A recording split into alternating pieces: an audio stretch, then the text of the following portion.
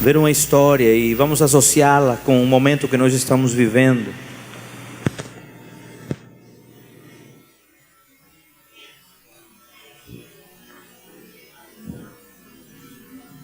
Não temos, está bem fraquinha a projeção. Você tem a sua Bíblia, que é a sua espada.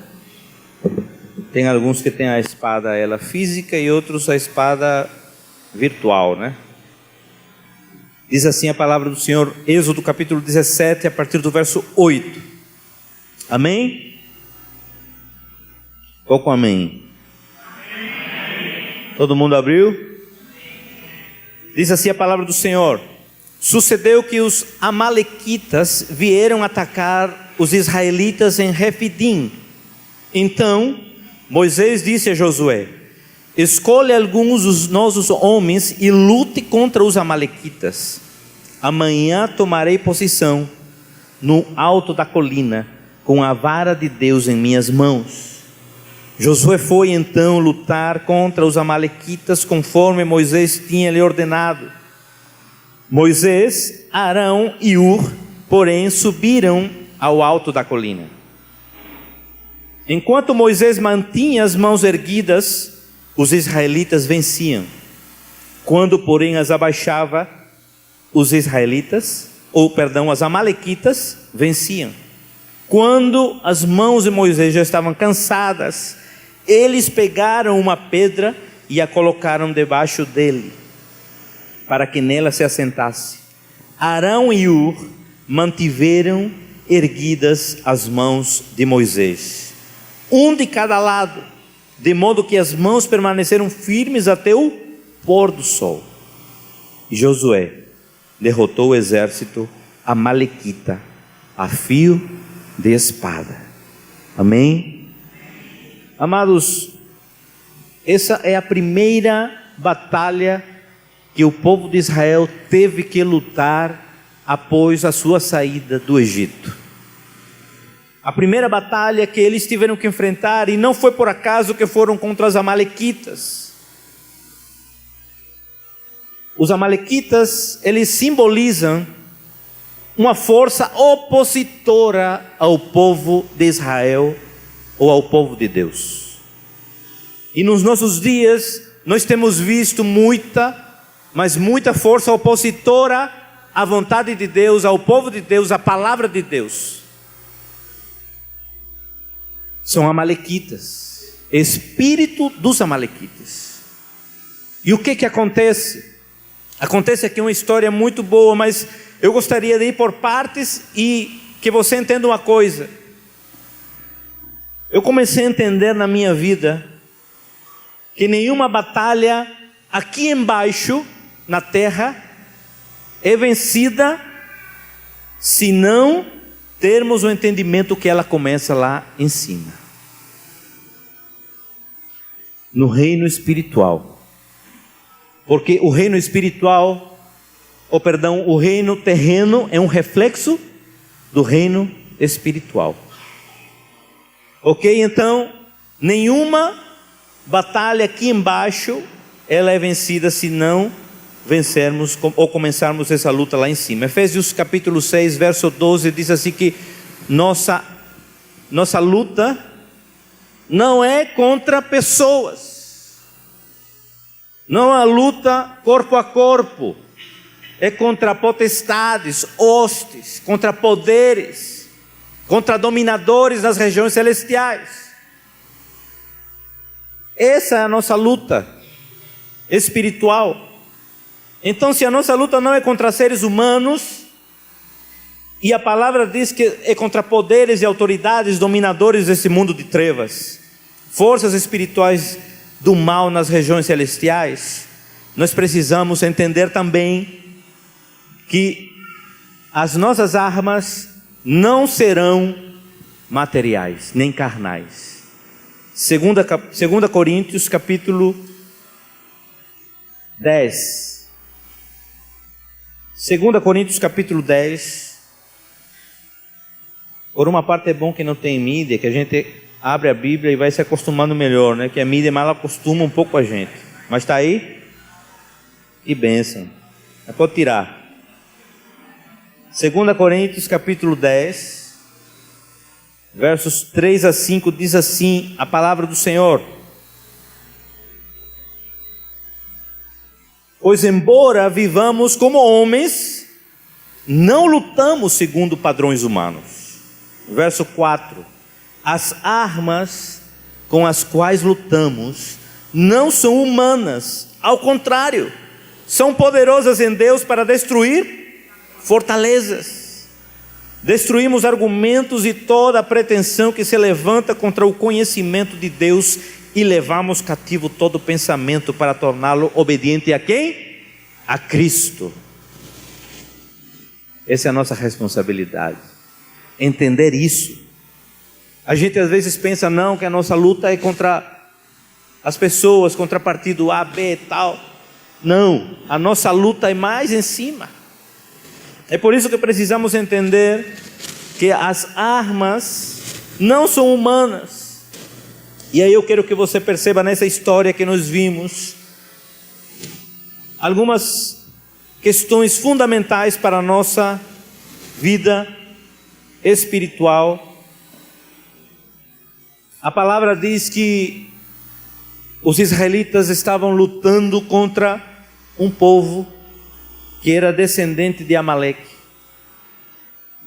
que era neto de Esaú. Não vou entrar nesse detalhe agora da genealogia, mas eram opositores ao povo de Israel. E nesse sentido, nós podemos ver que há uma estratégia dada por Deus para Moisés, e existem 3 armas poderosas que devemos usar em todo o tempo, e principalmente no tempo de batalha. Olhe para seu irmão e diga assim: esse texto me dá um entendimento de 3 armas que preciso usar no tempo de batalha. Veja bem, vamos ler a partir do verso 10. Josué foi lutar contra os amalequitas conforme Moisés tinha ordenado. Moisés, Arão e Hur, porém, subiram ao alto da colina. Enquanto Moisés mantinha as mãos erguidas, os israelitas venciam. Quando, porém, as abaixava, os amalequitas venciam. Quando as mãos de Moisés já estavam cansadas, eles pegaram uma pedra e a colocaram debaixo dele para que nela se assentasse. Arão e Hur mantiveram erguidas as mãos de Moisés, um de cada lado, de modo que as mãos permaneceram firmes até o pôr do sol. E Josué derrotou o exército amalequita a fio de espada. Glória a Deus. Quando eu estava estudando esse texto, a primeira coisa que veio do Espírito foi: o que significa mãos erguidas? Adoração. A primeira arma que nós temos contra os nossos inimigos, opositores, é a nossa adoração ao Senhor. Sabe por que muitas vezes nós não vencemos as nossas lutas? Porque não temos o entendimento de qual é a genuína adoração. A adoração não é apenas essas músicas que nós cantamos de adoração ao Senhor. A adoração é muito mais, é um estilo de vida. A adoração começa quando eu me levanto e glorifico o nome do Senhor. A adoração continua quando eu vou tomar banho, quando eu saio pela rua e eu contemplo as maravilhas de Deus, e eu digo: que Deus grande e poderoso que eu tenho, maravilhoso. E a adoração continua quando você exala o bom perfume de Cristo, para onde quer que você for. Queridos, as mãos erguidas de Moisés remetem a nossa adoração ao Rei dos Reis, ao Senhor dos Senhores e ao General dos Exércitos. Cada vez que você e eu adoramos ao Senhor, abrimos o céu sobre nossas vidas e compreendemos melhor a vontade de Deus. Romanos capítulo 12 nos dá um entendimento muito interessante. Aí você vai dizer: mas não fala sobre adoração. Fala, porque o nosso culto racional, ele é adoração. A palavra do Senhor diz assim, Romanos capítulo 12, portanto, irmãos, rogo-lhes, Paulo falando aqui à igreja de Roma, pelas misericórdias de Deus, que se ofereçam em sacrifício vivo, santo e agradável a Deus. Este é o vosso culto racional. Não se amoldem ao padrão desse mundo. Não se deixem enganar pelas filosofias humanas. Não entrem nas mentiras que este século está pregando. Mas transformem-se pela renovação da sua mente, para que sejam capazes de experimentar e comprovar a boa, agradável e perfeita vontade de Deus. Quantos querem experimentar a boa, agradável e perfeita vontade de Deus? Seja um adorador, seja uma adoradora. Se apresente diante dele como um sacrifício vivo, santo e agradável a Deus, que é o seu culto racional. Precisamos entender que a adoração é uma chave para abrir as portas da vontade de Deus para nós. Diga para seu vizinho, a adoração é uma chave que abre as portas da vontade de Deus para a minha vida. Sem uma genuína adoração, não conseguiremos ter acesso à vontade do Pai. Entenda isso, sem uma genuína adoração, não conseguimos ter acesso à vontade do Pai. Continuando na história, então Moisés estava lá, com as mãos levantadas, mas, em determinado momento da batalha, as mãos de Moisés ficaram pesadas, e começaram a cair. E o que aconteceu nesse momento? O exército dos amalequitas começaram a prevalecer contra o exército dos israelitas. E aí a importância de uma outra arma, que nós vamos ver essa noite. E no início desse culto nós estávamos guerreando com essa arma. A segunda arma, que é representada aqui por Arão e por Hur, é a intercessão. Sabe o que significa intercessor ou ser intercessor? Ser intercessor é se colocar no lugar do outro. É aquele que sustenta o outro com sua oração e a sua própria vida. É quem segura o tranco na hora da batalha. Esse é o intercessor. E Arão e Hur, quando eles se colocaram no lugar de Moisés e levantaram as suas mãos e deram um suporte a Moisés, eles estavam sendo intercessores naquele momento, para que Moisés conseguisse adorar livremente ao Senhor.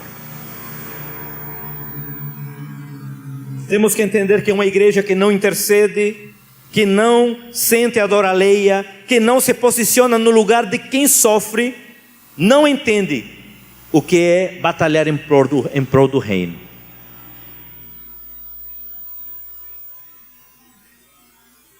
Se eu não intercedo pelo meu irmão, se eu não sinto a dor do meu irmão, se eu não me coloco no lugar desse meu irmão ou minha irmã que está sofrendo, eu não entendo, não sei o que é batalhar em favor do reino. Porque as minhas únicas orações são: me dá, eu quero.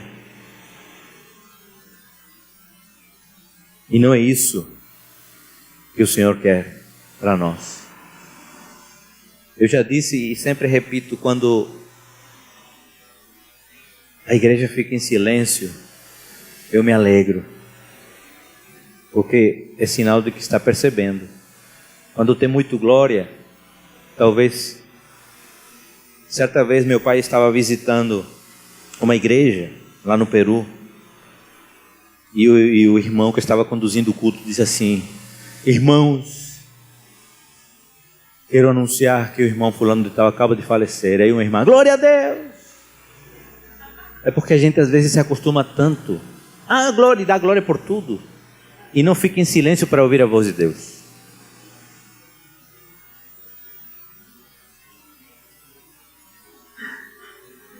Temos que entender que precisamos ser intercessores. Fomos chamados por Deus com o propósito de sermos suporte uns dos outros. Efésios capítulo 4, verso 2. Diz assim a palavra do Senhor, Efésios capítulo 4, verso 2. Amém? Sejam completamente humildes e dóceis, e sejam pacientes, suportando uns aos outros com... Mas, sabe, às vezes a gente entende diferente a palavra. A gente entende assim, suportar é dizer, mas rapaz, olha, é o jeito, viu, Célia? Suportar você porque é o jeito. Mas não é isso não que a palavra diz. A palavra diz que quando o meu irmão, ele está a ponto de cair, eu preciso ser o suporte, a ajuda dele. Não é dizer, é o jeito. Não, eu preciso ser suporte do meu irmão nas horas em que ele precisa. Por isso que o Senhor diz na sua palavra, o apóstolo Paulo está aqui falando, sejam completamente humildes e dóceis, sejam pacientes, suportando uns aos outros com amor, seja suporte do seu irmão. Muitas vezes a gente vê o irmão caindo e dá uma ajuda, não é verdade? Misericórdia, ou como diz o Abe Uber, miseriqueima.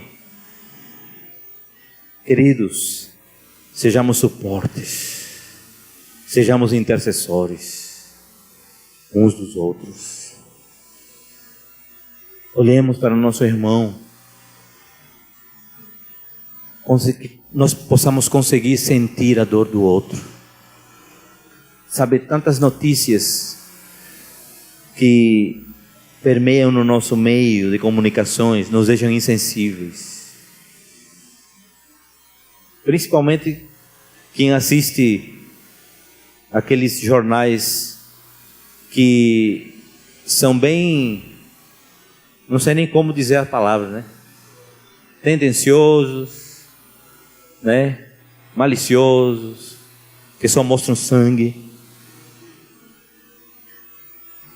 Queridos, olhemos para nosso irmão com compaixão, para nossa irmã com compaixão. Sejamos intercessores, suportes. Nesse sentido, a minha responsabilidade é segurar a corda desse lado para manter o meu irmão estável e em segurança do outro lado. E assim precisamos fazer uns com os outros. Continuando a história, então, Moisés estava lá adorando, Arão e Hur estavam lá também, sendo intercessores, mas tinha alguém lá embaixo na batalha. Quem era? Josué e o exército. E o que simboliza Josué e o exército? São os proclamadores, porque a terceira arma nossa é proclamação. A primeira é adoração, a segunda é intercessão e a terceira, proclamação. Proclamação.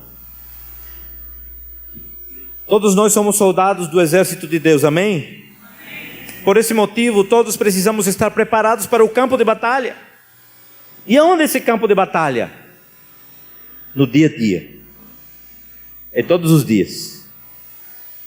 Você acordou, levantou, já está no campo de batalha. Já vem a luta, na qual a nossa missão como soldados é proclamar o Evangelho de Cristo. Amados, eu fico triste quando nós precisamos lançar projetos, Natanael 3, Eu Mais Um e outros. Sabe por que eu fico triste? Porque essa é a nossa responsabilidade. Não precisamos de projetos que nos lembrem que eu preciso ser um proclamador da palavra. deveríamos ficar tristes.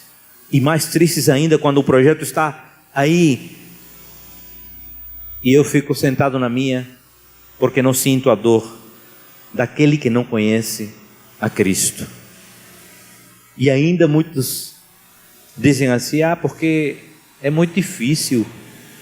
Deixa eu dizer uma coisa: você não é o Espírito Santo, é Ele que convence. Agora Ele precisa de você para que você proclame. E se você não proclamar, até as pedras vão proclamar. Particularmente eu quero ser melhor que uma pedra. Não sei se você quer, mas eu quero ser melhor que uma pedra.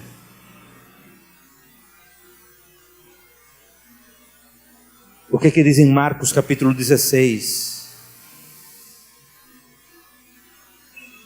Marcos capítulo 16, versos 15 e 16, diz assim, amados. Essa é a ordem que Jesus está dando aos seus discípulos, e Ele diz: vão pelo mundo todo e preguem o Evangelho a todas as pessoas. Ele disse a todas as pessoas, ou Ele diz assim, aquela que você acha que vai se converter? Disse o quê? Todas. Todas as pessoas. Quem crer e for batizado será salvo, mas quem não crer será condenado. Proclamar o Evangelho a todas as pessoas é a nossa missão, e também fazer discípulos de todas as nações. Mateus capítulo 28, esse texto é o da grande comissão, e todos nós precisamos ter ele em mente, e no coração, e praticando. Eu quero que você entenda desde o verso 18. Então Jesus aproximou-se deles e disse: foi-me dada toda a autoridade nos céus e na terra. Portanto, vão e façam convertidos de todas as nações. Como?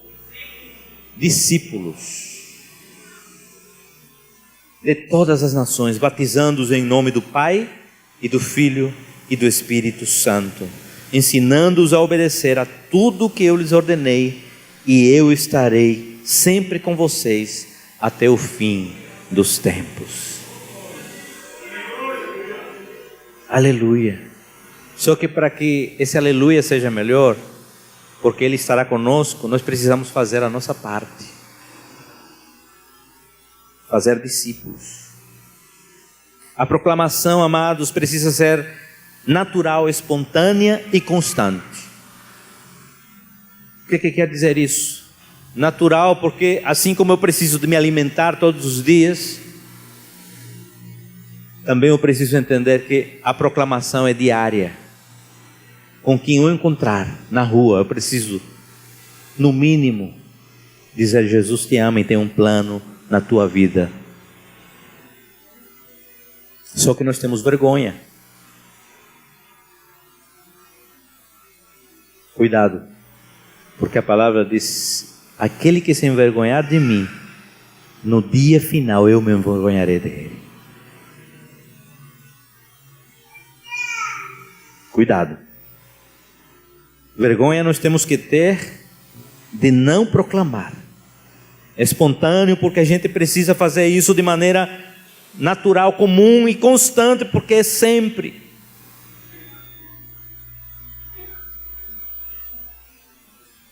Amados, é tempo de nos levantarmos e nos posicionarmos diante desses poderes dominadores desse mundo de trevas, forças espirituais do mal nas regiões celestiais, e precisamos batalhar em equipe. Equipe é fundamental.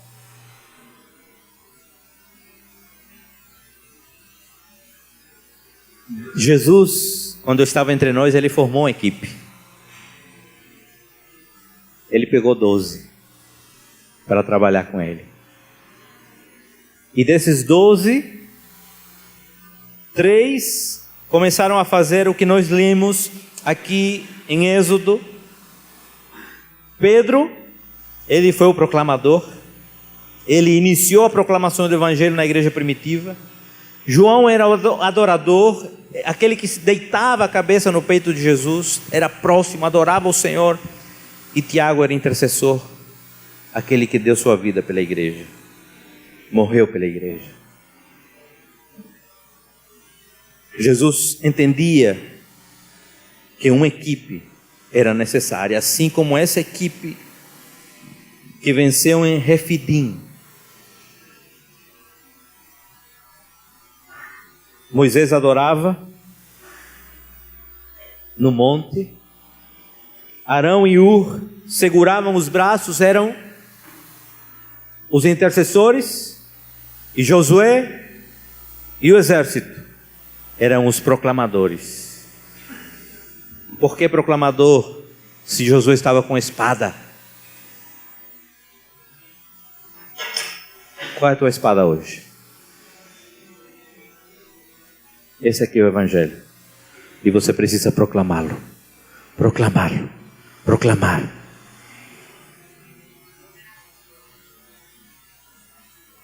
Lincoln, por favor, vou precisar de alguns atores. Tiago, você mesmo. Bruno Araújo.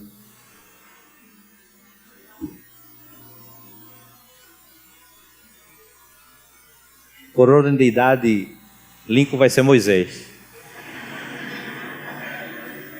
Arão e Hur. E eu preciso de um Josué, e acho que Luciano senta bem nessa. Josué, aqui embaixo.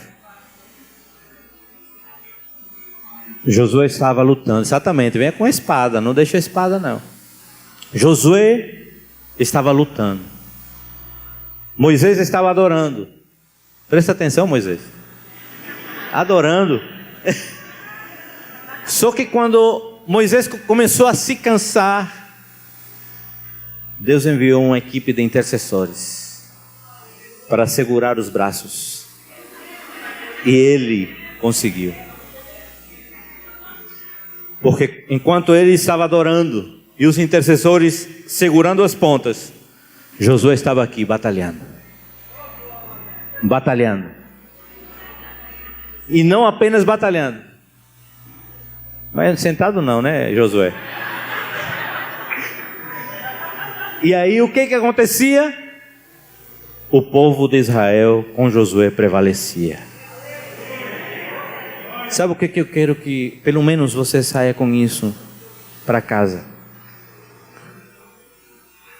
Nesse tempo de dificuldades, entenda que adoração, intercessão e proclamação são fundamentais na nossa vida.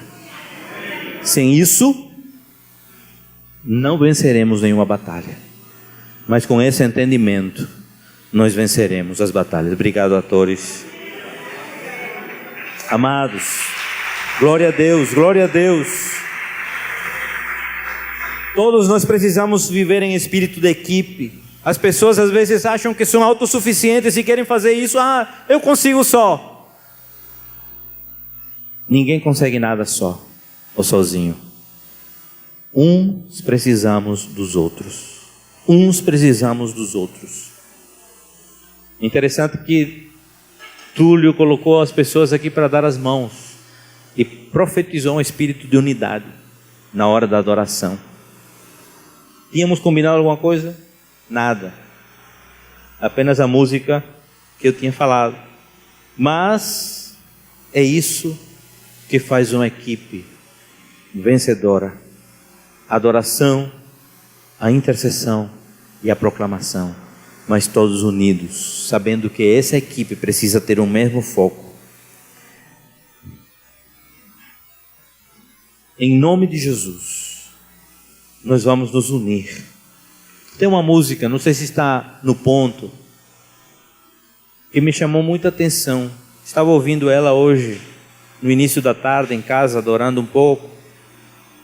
E eu quero que você escute essa música, porque ela fala da intimidade. O nome dela é intimidade. E depois já o louvor pode vir também se posicionar. Mas quero que você entenda essa música. Ela é conhecida, é do fogo. E eu quero que você entenda isso. Sem intimidade, não podemos fazer nada. E adoração é intimidade. Intercessão é intimidade. E proclamação é intimidade com a palavra.